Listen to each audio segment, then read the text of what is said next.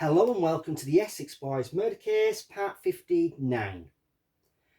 Before watching this video, I recommend watching part 4 on YouTube first, as these videos are all about the key individuals and the murder victims movements on the day of the 6th of December 1995. A quick mention to the Facebook page called The Real Essex Boys Murder Group.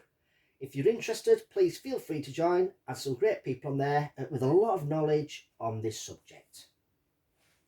So this is part 5 of the 5:03 PM phone call videos. In this set of videos, I am looking into if the 5:03 PM phone call to Pat Tates mobile was made on the 5th, being the day before the murders, or the 6th, which was the evening of the murders. Now, we don't know who tried to contact Pat Tate, but what we do know is it was made from a phone kiosk close to the Halfway House pub.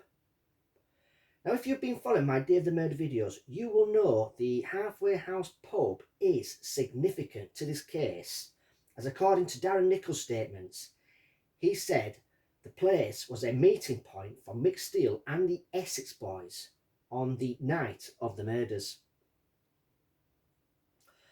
I will give you a quick catch up of where I covered in the previous 5:03 PM phone call videos.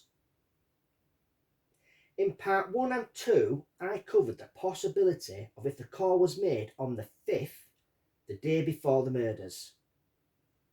I looked at if a recce was done by Mick Steele and the others, and when they got to the pre-chosen murder location, being the White House Farm track, Jack received a call, and if it was the call that caught him out and put him in the Rettendon area the day before the murders. After that call he received on his mobile from his home landline, I looked into the possibility of if there was enough time for them to leave the track and get to a payphone kiosk close to the Halfway House pub in Brentwood, where the call to Pat Tates mobile was made. And I proved there was indeed enough time for them to make that journey, and Mick Steele could have made that call. I also looked at the phone log evidence just after 5:03 PM on the 5th, and there was frantic calls being made by Pat Tate, Tony Tucker and Craig Rolfe. So that call could have been made on the 5th. In part 3, I looked into if the call was made on the 6th, the evening of the murders, and discussed the first suspect who it could have been to make that call to Pat Tates mobile. In part 4, I looked at another suspect who it could have been, who could have made that call. Now, what I'm going to do in this video is look at the next suspect who it could have been, who made that call from a phone kiosk close to the Halfway House pub to Pat Tates mobile at 5:03 PM. Now, this person was known to Mick, Jack, and especially Darren Nichols. Could he have played a part in the murders of Tony Tucker, Pat Tate, and Craig Rolfe? The person I'm going to look at in this video is Colin Bridge. If you don't know Colin Bridge, I have covered him in these previous videos. Now, he was good friends with Darren Nichols. In fact, he was known as Darren Nichols' gopher. Now, Colin Bridge made a statement to back up that he was working with Darren Nichols in early December 1995 at a place in Sunbury-on-Thames in London. What I will do now is read out Colin Bridge's statement about working with Darren Nichols back in early December 1995.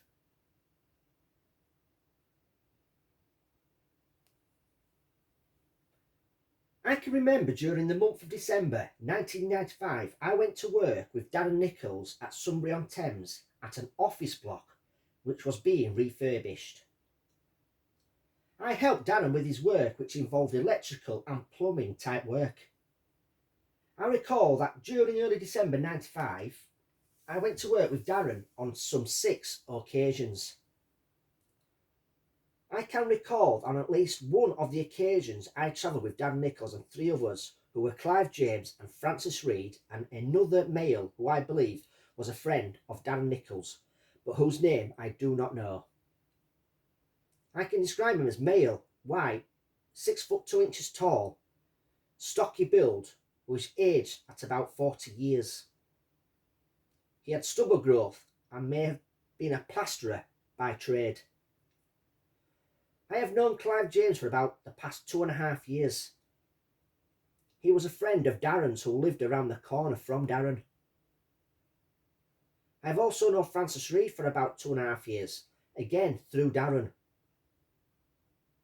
I have only met the unknown male on a few occasions. I would be able to recognise him again. I have not seen this male since early December 95 when we were working at Sunbury-on-Thames. As far as I can recall, there was definitely only one occasion in early December 95 when we all travelled together to Sunbury-on-Thames. That is me, Darren, Clive James, Francis Reed and the other male. I am unable to recall the date in early December 1995 when we all travelled together, but I know it was a run-up to Christmas. On this occasion we all travelled to Sunbury-on-Thames in Darren's Volkswagen Scirocco motorcar. Darren drove us there. We left at about 4:30 to 5 AM. I remember it was a tight squeeze in the car with us all in. I can remember Francis Reed was going to have to travel in the rear hatchback of the car, which I found quite funny. We arrived at Sunbury at about 6:30 AM and worked most of the day. We left Sunbury that day at about 1 to 1:30 PM and travelled home. I can recall when we arrived back in Braintree, we went to the Cot Public House in Rain. The time was about 3 to 3:30 PM. We all stayed in the pub for between 1 to 2 hours, and I can recall that when we left the pub, I drove Darren home in his Scirocco, and I can recall dropping the third male I mentioned on the Golding Estate in Braintree. I then drove Darren, Francis and Clive to Darren's house. Clive lived nearby and Francis had his own car at Darren's.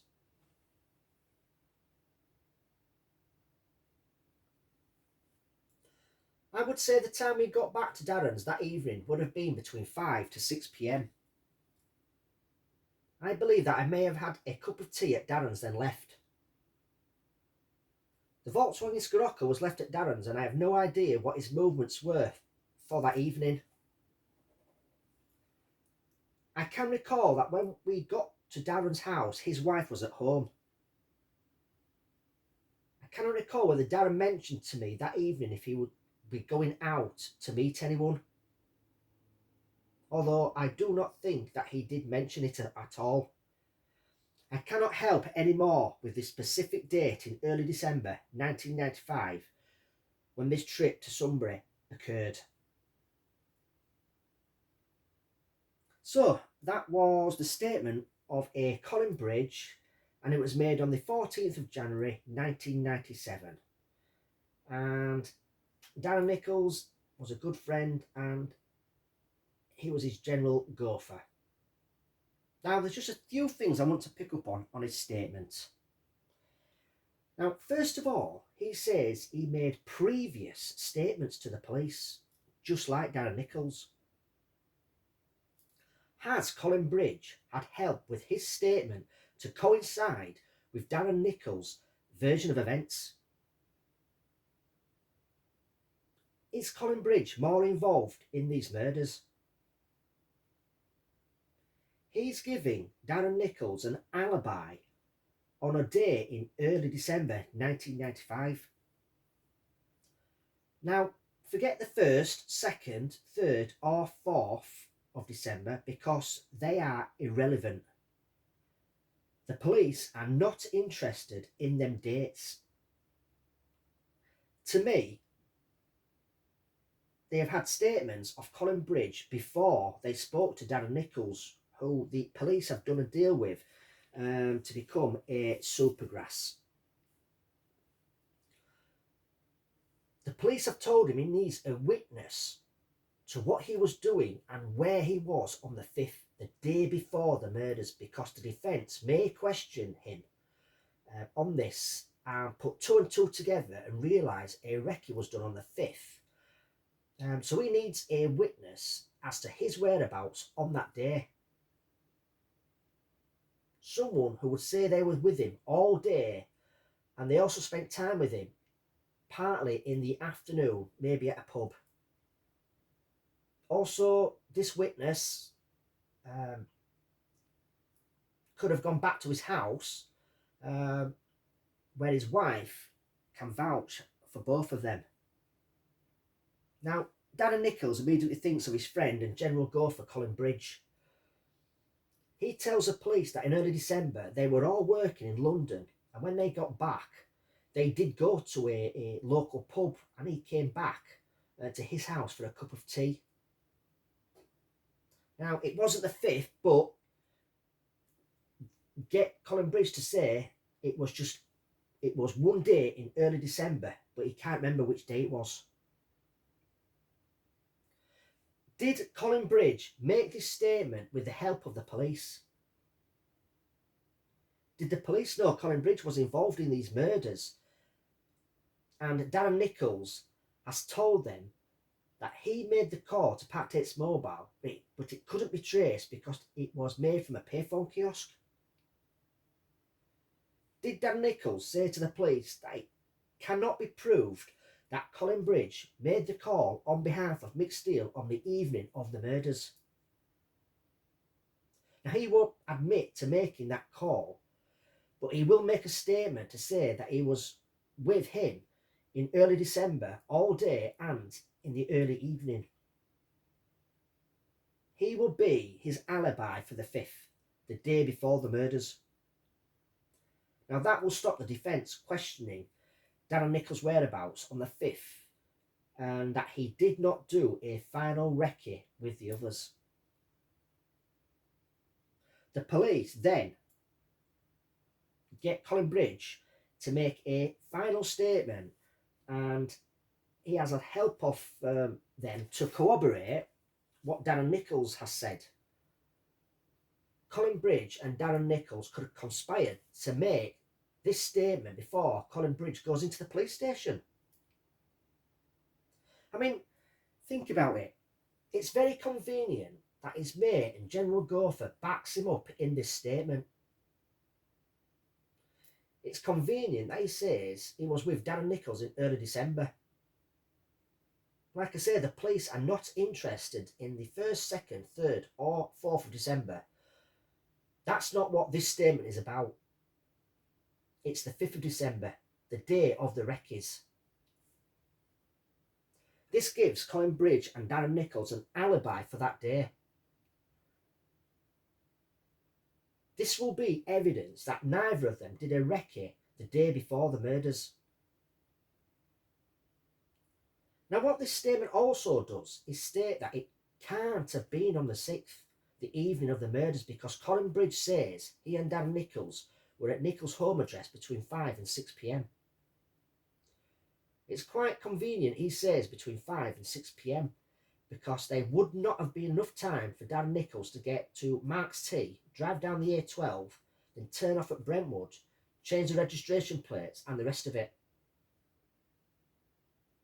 Did these two speak before Colin Bridge made his last statement to the police?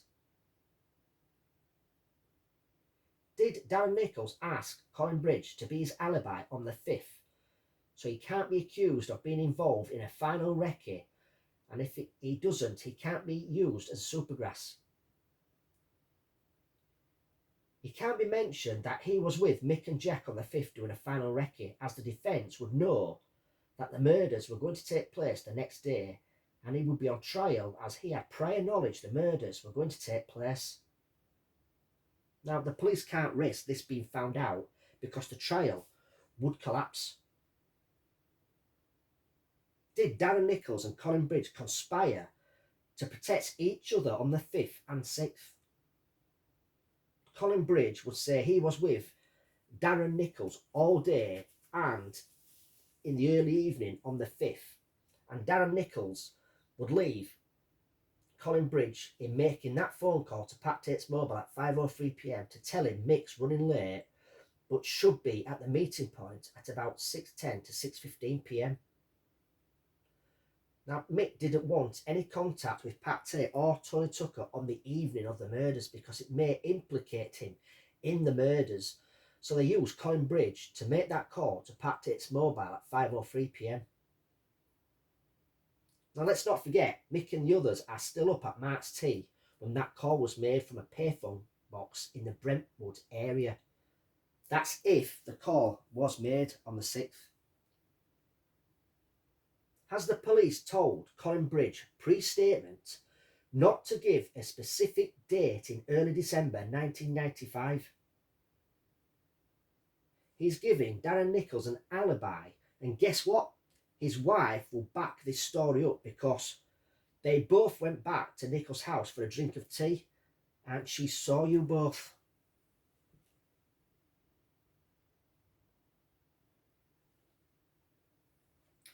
Another thing I'd like to mention in this video about Darren Nichols and Colin Bridge is when they were under surveillance and the police decided to make the arrests of these two. On the 13th of May 1996, Darren Nichols was in convoy with Colin Bridge to pick up 10 kilos of cannabis from Mick Steele's place. On their way back, just short of Darren Nichols' home, they were both pulled over. Darren Nichols was in one of his many cars he owned, this one being a Jaguar XJ6. Colin Bridge was driving the blue transit van where the cannabis was hidden. I think it was hidden in a toolbox. So let's not forget, Colin Bridge is the suicide jockey. If he gets caught with this, he's looking at a prison sentence. Now, back in the 90s, 10 kilos of cannabis was worth about £25,000. To me, Darren Nichols always had a plan if he was ever arrested on drugs. And the first thing he says to the police is, "It's all right, I'm on your side." He thinks his corrupt police handlers, Bird and Stimson, will get him off. But they too have been arrested elsewhere. Now, Darren Nichols and Colin Bridge were first taken to Braintree Police Station. Then they were transported to this place here, which is Colchester Police Station. They both had the same duty solicitor. Now, when interviewed over the drug shipment, he went no comment. Then when the police told him he was going to be charged with the murders of Patrick Tate, Anthony Tucker and Craig Rolfe, the interview ended. What was said after that police interview?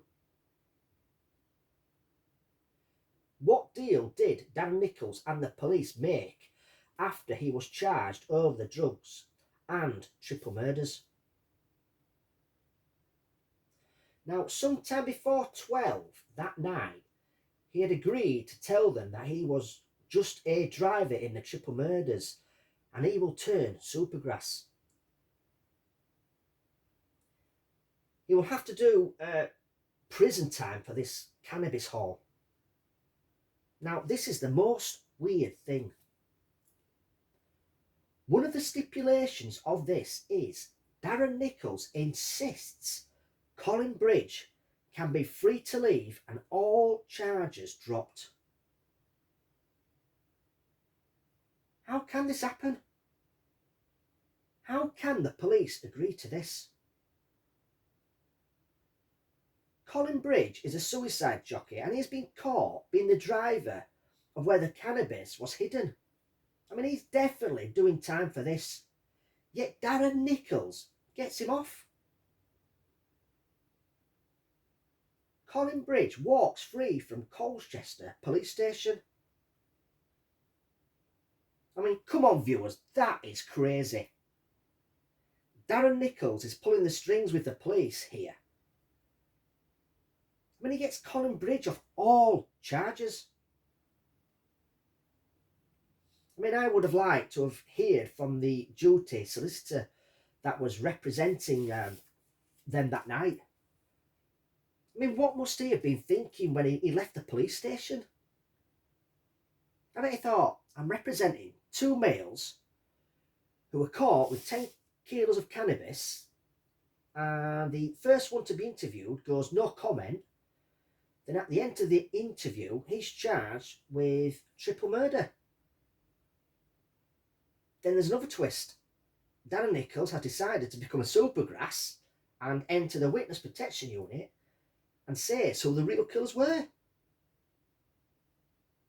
Then the other guy, who was going to be charged with distribution of 10 kilos of cannabis and is looking at a big prison sentence, has been told all charges are dropped and it's free to go. Not only that, but Colin Bridge will now become a principal witness for the prosecution. And that duty solicitor, he must have walked out of that police station and thought, what the bloody hell has just happened in there? I mean, what really happened in that police station on the 13th of May 1996? I mean, that duty solicitor definitely knows what happened between the police and Darren Nichols. I mean, did Darren Nichols insist on Colin Bridge being released because of his involvement of making that phone call to Pat Tates' mobile on the 6th of December at 5:03 p.m? Did Darren Nichols and Colin Bridge make a pact that if he was ever arrested for the murders of the Essex Boys, then he would not implicate Bridge? Is that the reason Darren Nichols insisted Colin Bridge had to be released and all charges against him dropped? So that's it for this particular video. I hope the viewers have enjoyed part 5 of the 5:03 p.m. phone call to Pat Tates' mobile video. Don't forget to subscribe. That way you'll get instant notifications of when I release the next video. So until next time, take care.